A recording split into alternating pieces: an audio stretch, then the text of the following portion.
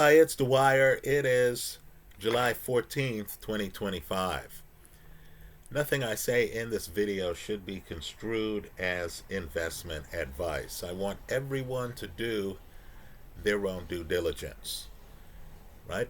I might mention stocks in this video. I'm just sharing with you things I'm considering or doing, right? Nothing I say here should be construed as an endorsement for any investment. Remember, the opinion you should follow should be your own. Just consider this video to be a second opinion from a complete stranger online. Now, folks, the future is here with us right now, right? Just understand that at a time where, many people are still asking, wow, what's the role of Bitcoin in the monetary supply? Which altcoin is going to be the altcoin that takes off? Is the SEC going to endorse a spot XRP ETF and stuff like that? Just understand the stakes are considerably higher. Elon Musk has released Grok 4. Now understand what Grok 4 does in the world of artificial intelligence. Grok 4 is PhD level. Let me repeat that. It's PhD level in every subject. Right? Now, there are certain parts of it that don't quite give it full reasoning capability. But that's just a matter of time. You understand, too, that maybe today Grok 4 is cutting edge. In a few months, others are going to catch up to it. Right? Just like car features. When we first moved away from horse and buggy, maybe you hopped in a car and you thought, hey, that's interesting. I can hit this button and move the seat. Right? And then pretty soon, electric seats were all over every model of car practically. Right? Air conditioning in cars, radios in cars, they're novel ideas for about 5 minutes.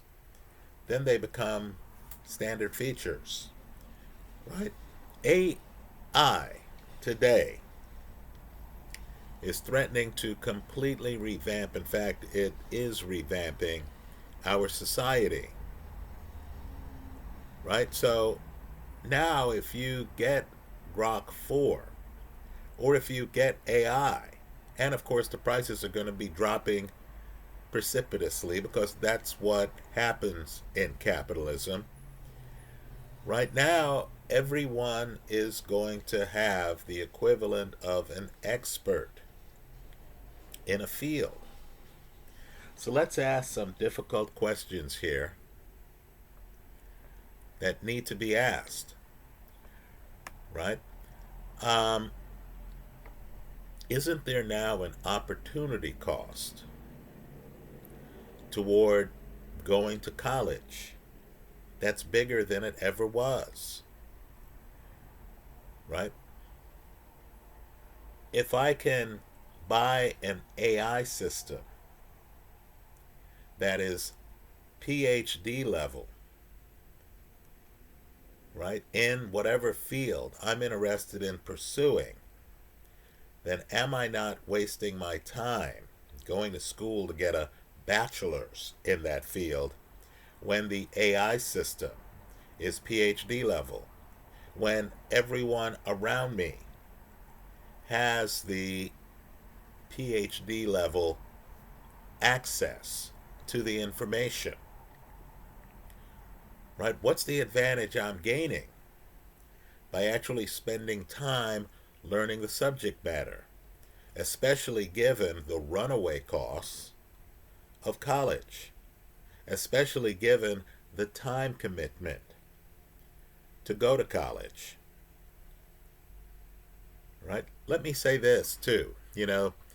You used to get paid a premium for certain white collar professions, right? And blue collar professions too, but we're going to focus on white collar professions because those are typically the information based professions, right? You go get that, doctor degree, you go get that law degree, you get that engineering degree because you're going to be paid for that knowledge base, right? As opposed to being a blue collar construction worker where a lot of your pay really revolves around your manual labor skills. Well, folks, what is the advantage now of going out and learning how to become a surgeon if there are robots? And make no mistake, part of Tesla involves the manufacture of robots.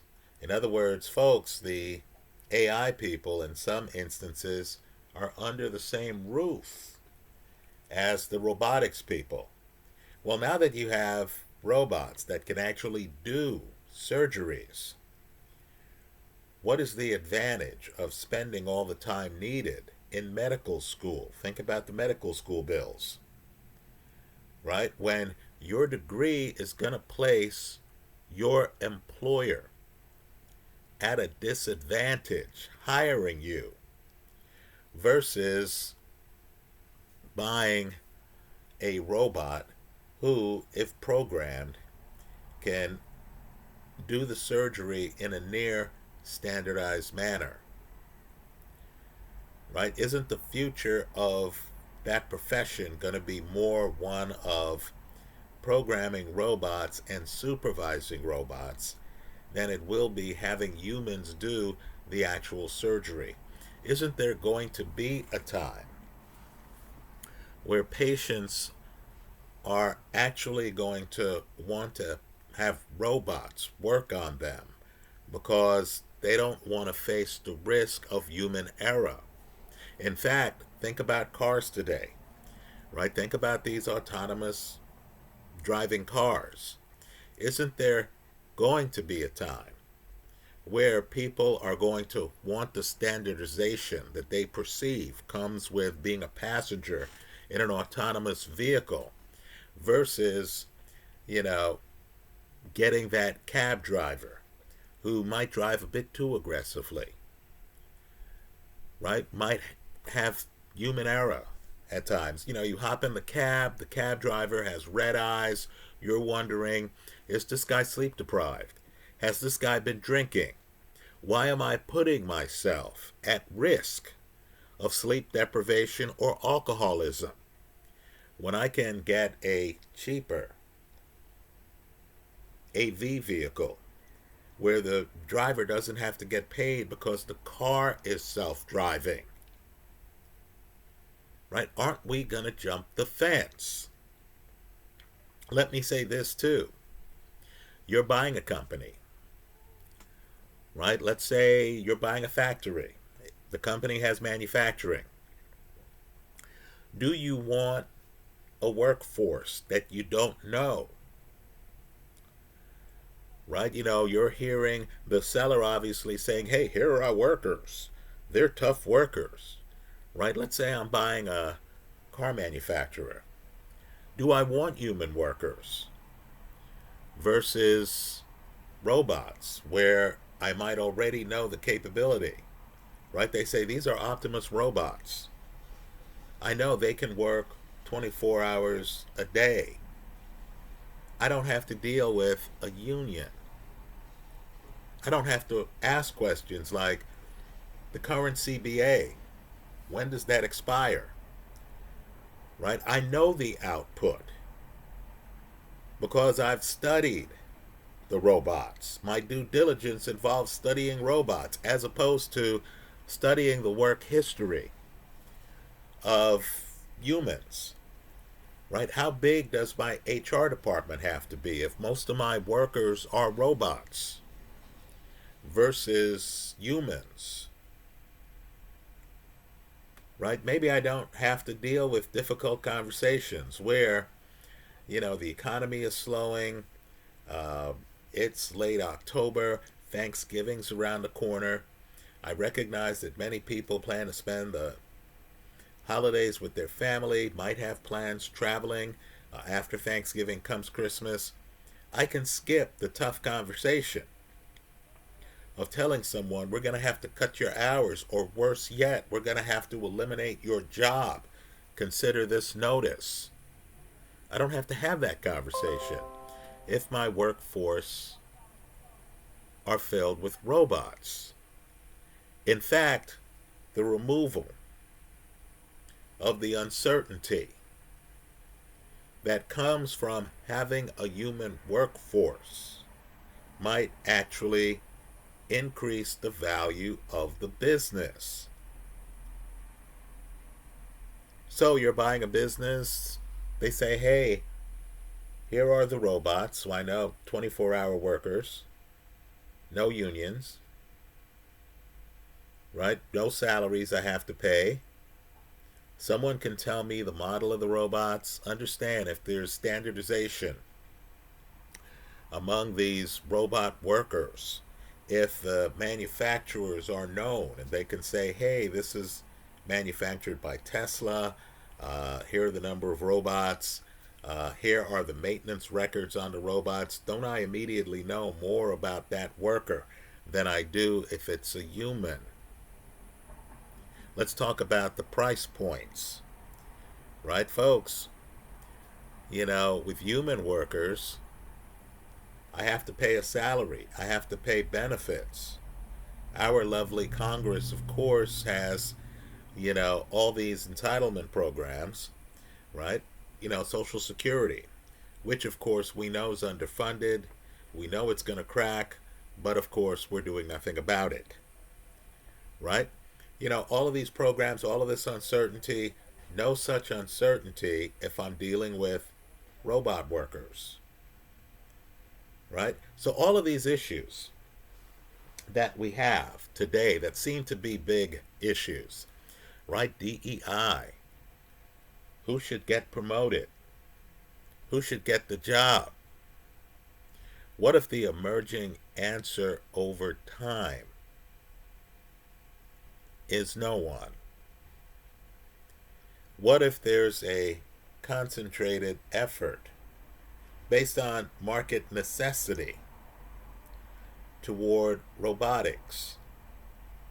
I'm hearing that Amazon has as many robot workers in its warehouse now as it does human workers. If you were buying Amazon, would that be a deterrent or would that be an enticement? Would you say, wow, robot workers, I don't have to worry about worker turnover, right? Robot workers, there's going to be a standardization of performance. Robot workers, I'm insulated somewhat from the uncertainty of all these entitlement programs, all these efforts to change the minimum wage.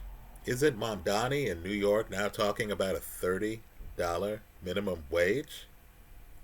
Folks, all that uncertainty goes out the window. All the heat that comes from hiring undocumented workers goes out the window when I'm dealing with robots. There's a video here online, Diary of a CEO. They actually have one of the fathers of AI on the show. And of course, his advice is that people should think about becoming plumbers. Somebody explained to me how that's possible in a world with increasing robotics and increasing AI technology. Right? Is the plumber going to be a human? Or is it going to be a transition period like it is with cars right now, where you have a plug sink, you call your plumber, some person shows up, might be a young person straight out of school.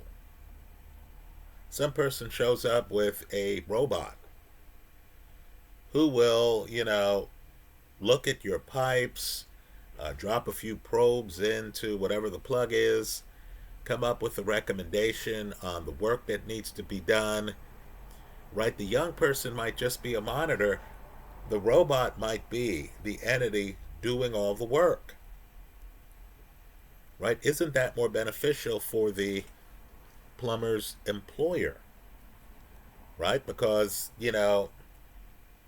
right now with Tesla cars, the cars are driving for miles, and the information about the lay of the land, the condition of certain roads, right, the weather condition, everything you can imagine is being uploaded to some computer in the sky. So the next time a Tesla goes down that road, that Tesla knows what to expect, right? Doesn't your plumber want that kind of feedback loop? Don't they get it by actually having a robot service plumber with some helper, just like you have right now with autonomous vehicles in places like Philadelphia and Atlanta, right? They have someone behind the wheel while the car is really driving itself, right? The person behind the wheel helps iron out the kinks, also helps placate the customer who might not psychologically be ready to risk their lives on a self-driving vehicle, who might not know enough about tech to risk their lives on some Tesla feedback loop where a car going down a road is feeding information to some mainframe someplace, right? So I need for folks to understand how temporal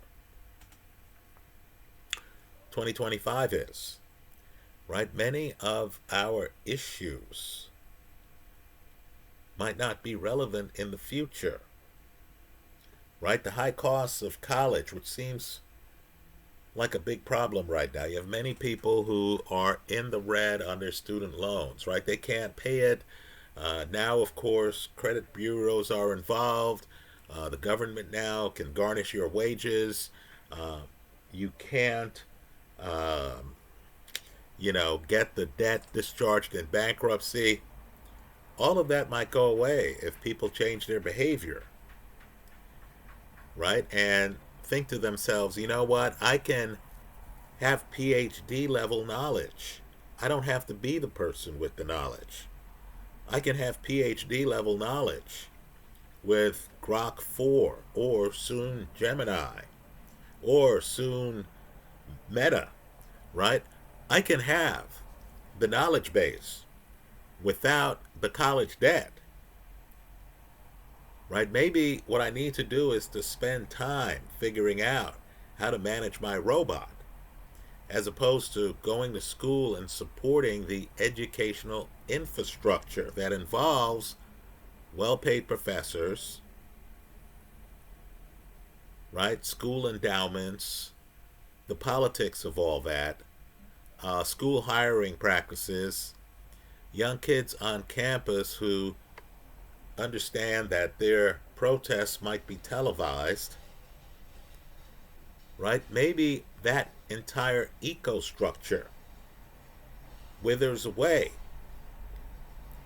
right? Maybe right now we're in that period before the horse and buggy was replaced by cars, where a lot of the information we have spent generations to learn, right? How to ride a horse, how to care for a horse, how to dispose of horse waste, right? What horses want to eat.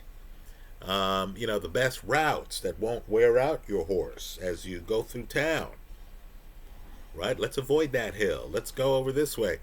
Maybe all of that information became dated the minute cars took over.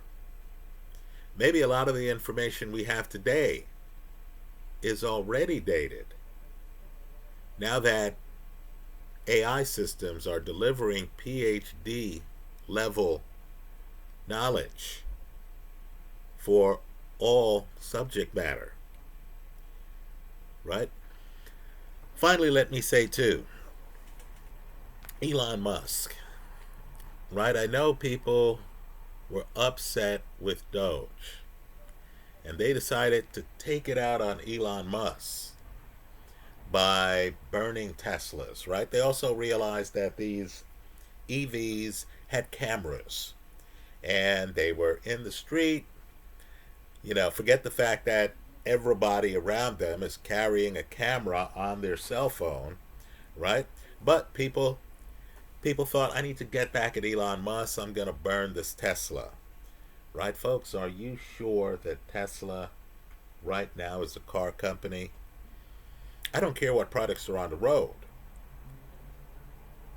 Is the future in cars, where, of course, Tesla has a lot of international competition now?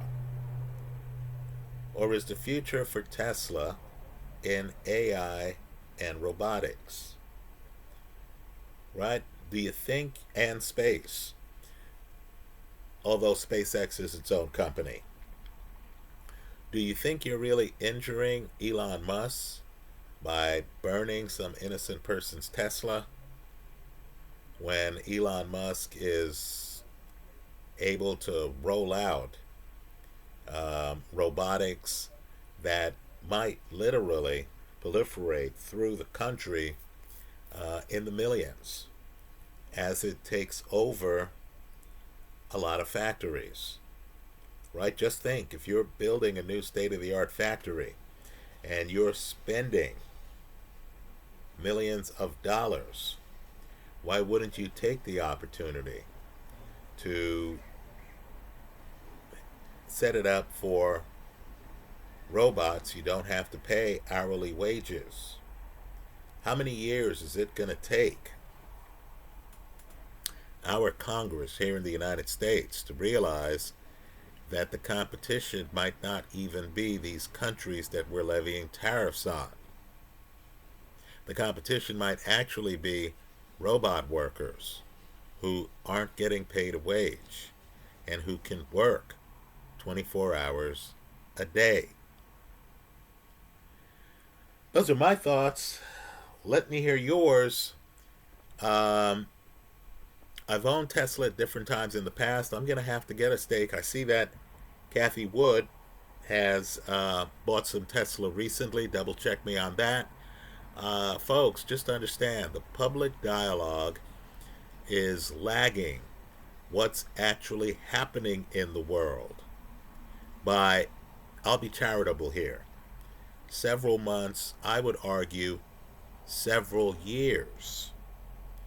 Right? If you're surprised to know that if you're a teenager who's 18 and who has just broken news to you that they don't want to go to college, that your teenager is thinking about starting a business and is using cheaper AI because they're telling you, and they've studied it, hey, we don't need PhD level for every subject, right? I just need college level competence.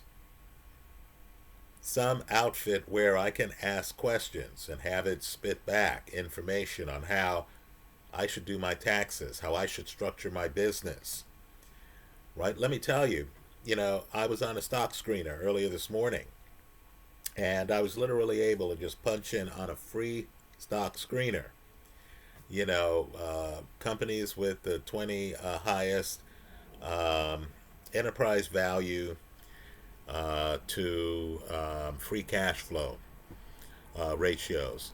And it just spat out all this information. Folks, I'm just telling you, 20 years ago, that information wasn't readily available to the public.